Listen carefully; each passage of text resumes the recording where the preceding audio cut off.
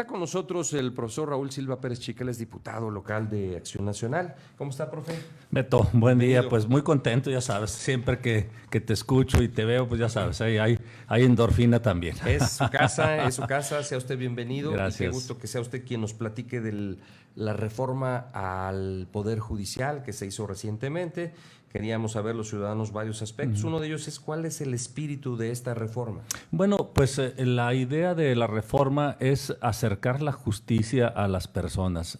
Aunque Aguascalientes es un estado pequeño, pues relativamente, sobre todo en comparación con los demás estados, que digamos Chihuahua, Coahuila o estados muy grandes, la verdad es que dentro de los municipios que tiene Aguascalientes, solamente algunos de ellos cuentan con aparatos juzgadores, en este caso, ministeriales, en este caso, pues, ministerios públicos, pues también. Y la idea es llevar hasta los municipios, a todos los municipios, el aparato judicial también.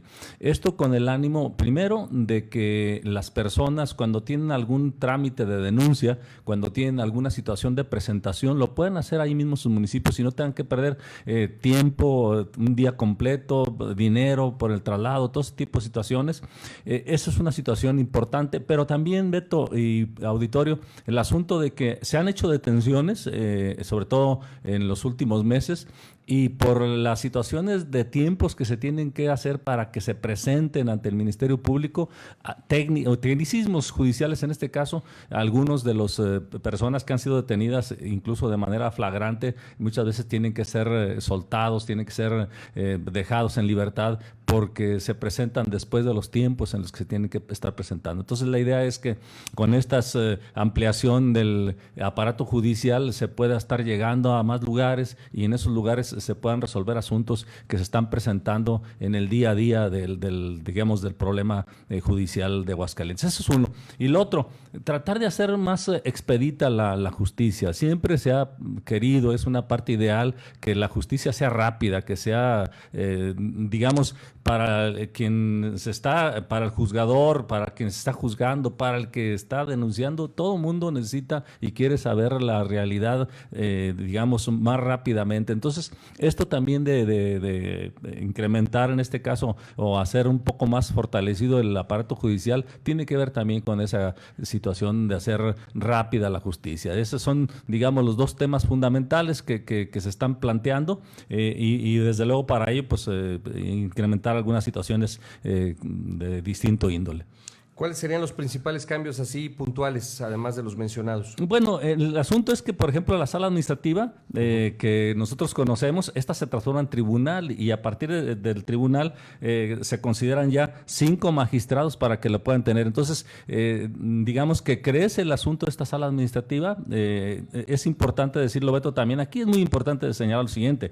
En este tema tenemos una serie de problemas administrativos que se convierten en penales por no ser atendidos rápidamente. Vamos, asuntos que son de lo familiar, asuntos que son de lo civil en general, luego de repente estos se van convirtiendo en cuestiones penales porque se atoran muchísimo tiempo en esto y la idea es que esta sala se transforme y sea más rápida también y los delitos que son considerados administrativos y todo ese tipo de situaciones se puedan resolver en ese tema y en ese tiempo. Después, si esto se atora ahí, se vuelve una especie de tapón ahí en el que se quedan, estos al final se vienen convirtiendo en delitos penales y bueno, hablamos de situaciones, por ejemplo, de cuestiones familiares, como lo dije, de cuestiones comerciales, de otro tipo de situaciones que pueden resolverse en ese tipo de sentidos.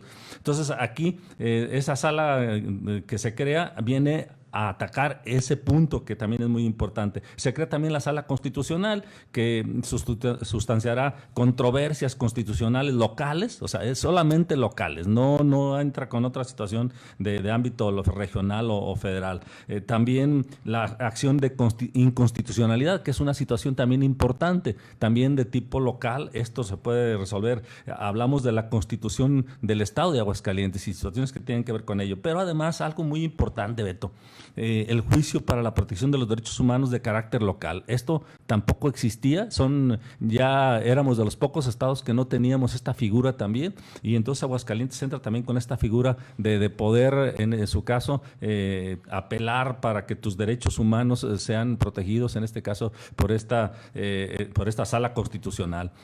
También se crea el Instituto de Formación Judicial, se establece como un organismo de servicios periciales, dándole de autonomía técnica y presupuesto. Aquí ha habido, pues siempre hay polémica en el asunto de la parte de periciales. Tenemos uno de los mejores servicios periciales de todo el país, y se piensa que a lo mejor al hacerlo autónomo pudiera ya no tener ese mismo grado de responsabilidad. Nosotros creemos que al contrario, tiene que mejorar. O sea, el hecho de que sea independiente da la oportunidad a que no tengas que recurrir a la federación para temas que tienen que ver con conflicto de interés. O sea, cuando hay una situación entre policías, por ejemplo, y se tiene que hacer un pericial, entonces si depende de la misma policía, pues no puede ser válido su peritaje, porque al depender de lo mismo, esto cae en un conflicto de interés. Cuando esto se hace independiente, entonces servicios periciales pueden servir incluso para poder, de alguna manera, apoyar a las tesis o antitesis que tengan en este sentido algunos cargos, sobre todo contra policías o contra servidores públicos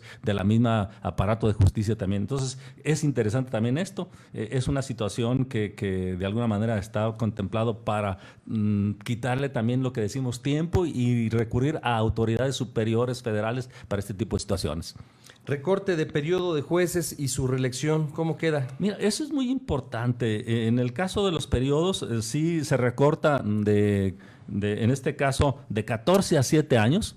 Y claro, tienen derecho también a la reelección, entonces se pueden convertir en 14, pero estaba de 14 y en el doble eran 28 años. En este caso queda con 7 y tienes el derecho a la reelección para 14. Pero también una cosa muy importante, Beto, esto solo aplica de aquí en adelante. Todos los que ya están, los que entraron con la figura que estaba determinada, no tienen ninguna situación. O sea, ellos pueden entrar, si entraron con lo de 14 y tienen 5, 6 o 7, tienen que llegar a sus 14, Beto, y en su momento entrar, y al auditorio también le digo, entrar con sus otros 14 años. O sea, claro, solamente los nuevos propuestos estarían en la figura de los 7 años y la reelección de otros 7 años también. ¿Quiénes los elegirán a los jueces y cómo era antes? Bueno, en el caso de los jueces, la situación solamente hay una diferencia a lo que hay antes en este caso, Beto, y conviene decirla.